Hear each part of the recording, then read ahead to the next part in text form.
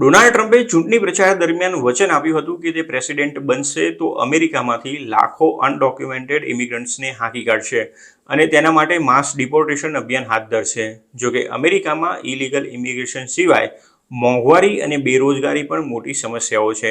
ટ્રમ્પે મોંઘવારી અંગે બોલતા તાજેતરમાં કહ્યું હતું કે અમેરિકનોના ગ્રોસરી બિલ ટૂંક સમયમાં ઘટી જશે, જ્યારે હવે તેમણે 1 લાખ નોકરીઓના સર્જન માટે $100 બિલિયન ઇન્વેસ્ટમેન્ટની જાહેરાત કરી છે.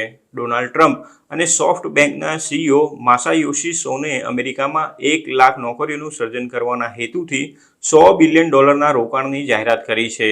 ટ્રમ્પના નિવાસસ્થાન માર-એ-લાગોમાં બંનેની મીટિંગ થઈ હતી અને ત્યારબાદ પ્રેસિડેન્ટ તરીકે ચૂંટાયેલા ટ્રમ્પે કહ્યું હતું કે આ ઇન્વેસ્ટમેન્ટ અમેરિકાના ભવિષ્યમાં મોટો વિશ્વાસ દેખાડી રહ્યું છે.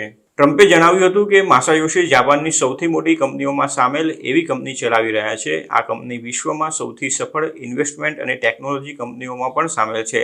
તે એક સફળ ઇન્વેસ્ટર પણ છે.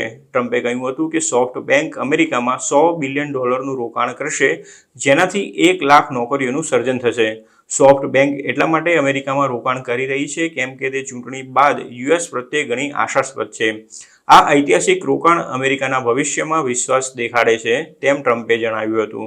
આ ઉપરાંત ભૂતપૂર્વ પ્રમુખે કહ્યું હતું કે તેઓ અમેરિકાને પહેલાની જેમ સમૃદ્ધ, સુરક્ષિત અને મજબૂત ન બનાવી લે ત્યાં સુધી જંપીને બેસશે નહીં. બીજી તરફ માસાયોશી સોનેએ જણાવ્યું હતું કે અમેરિકામાં ઇન્વેસ્ટમેન્ટને લઈને તેઓ ઘણા જ રોમાંચિત છે. તેમણે કહ્યું હતું કે તેઓ ખરેખર પ્રેસિડેન્ટ ટ્રમ્પની ભવ્ય જીતની ઉજવણી કરવા ઈચ્છે છે અને તેમની જીત સાથે અમેરિકાની ઇકોનોમીમાં તેમનો આત્મવિશ્વાસ ખૂબ જ વધી ગયો છે.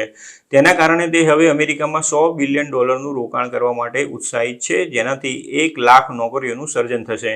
બીજી તરફ ટ્રમ્પની બીજી ટર્મમાં વ્હાઇટ હાઉસ પ્રેસ સેક્રેટરીની જવાબદારી સંભાળવા જઈ રહેલી કેરોલિન લેવિટે અગાઉ ફોક્સ બિઝનેસને જણાવ્યું હતું કે વાર્ની એન્ડ કંપનીનું ઇન્વેસ્ટમેન્ટ ટ્રમ્પ માટે મોટી જીત છે અને આ ટ્રમ્પ ઇફેક્ટનું બીજું સૌથી મોટું ઉદાહરણ છે.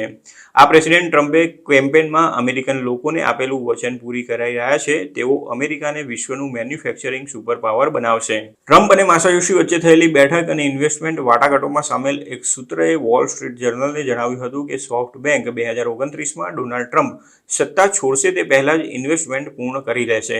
હાલમાં સોફ્ટ બેંક પાસે $30 બિલિયન કેશ છે.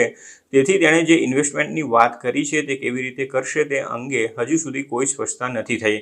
કંપનીએ અગાઉ soft bank vision fund launch કર્યું હતું, જે ફ્લોપ રહ્યું હતું. જોકે માસાયોશીને ટેકનોલોજીમાં વિશ્વાસ છે અને તેમણે ઓક્ટોબરમાં કહ્યું હતું કે આગામી 2 થી 3 વર્ષમાં કમ્પ્યુટર્સ પાસે માણસો જેટલી કોગ્નિટિવ એબિલિટીઝ આવી જશે. તેથી સોફ્ટ બેંક અમેરિકામાં આર્ટિફિશિયલ ઇન્ટેલિજન્સ એટલે કે AI ફિલ્ડમાં તથા કમ્પ્યુટર ટેકનોલોજીમાં મોટું રોકાણ કરી શકે છે.